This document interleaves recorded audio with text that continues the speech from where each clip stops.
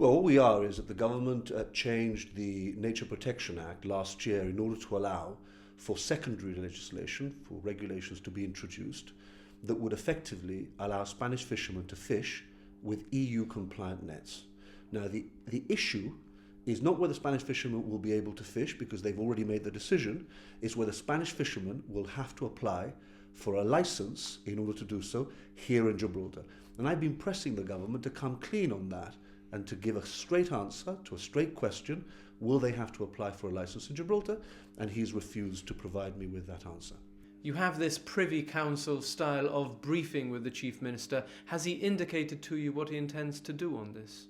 Well, look, the exchange of information was all well and good for as long as we had a ceasefire in the months of, I think it was August and September. As soon as we resumed political exchanges, that a briefing, Privy Council briefing, ceased. Even if he had provided me with information in relation to this, of course I'm not at liberty to disclose that because it's on Privy Council terms, and I'm certainly not going to make public or give an indication as to whether he has already provided me with the answer or not.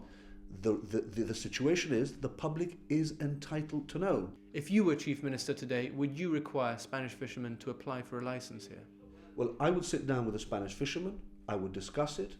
For me, it's not, as far as I'm concerned, the question of applying for a license in Gibraltar is not a die in the ditch issue for me.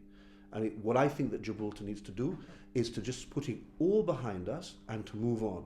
And therefore, if the government has decided not to require Spanish fishermen to apply for a license in Gibraltar, we will support the government. But the government needs to come clean. It's got to be honest with the electorate. And what it can't do is just duck and dive in relation to this particular issue and, delaying the evil day, because there will be criticism from us. Because although we will support it, because, it may well be what we would have done, we will support it because we believe that it's in the best interest of Gibraltar to put everything behind us and move on. We are entitled to actually say to the government, well, hang on a minute, what's it all been for? Why did you provoke this crisis in the first place? Why didn't you change the law 2 years ago? Because the only reason for the delay could have been that you wanted to take advice from experts, but they've advised, and they haven't advised that you change the law. So what it's all been for, and why the delay? And now come clean with the electorate and tell them what it is that you intend to do, and take any criticism in the chin. You say provoked a crisis, but the Chief Minister has made the point himself that successive Pepe governments have made life tough for Gibraltarians, and even if the artificial reef hadn't been dropped, we still might have found ourselves in a difficult situation. We just will never know. Yes, but you see, this has nothing to do. This is a separate issue.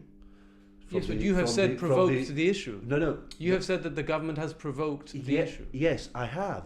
Because they did away with the 1999 agreement without having anything in its place. Look, I accept that the 1999 agreement was not the only way to deal with this, that there is more than one way to skin a cat.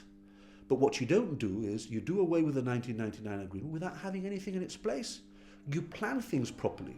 Now, if you intended to change the law all along, and I think the government is making it up as it goes along, but if you intended to change the law all along in order to allow Spanish fishermen to fish in British Gibraltar territorial waters without applying for a license, we'll do it 2 years ago. And that may have actually prevented the crisis that broke out as a consequence of that action 2 years ago. It may have actually stopped it in its tracks.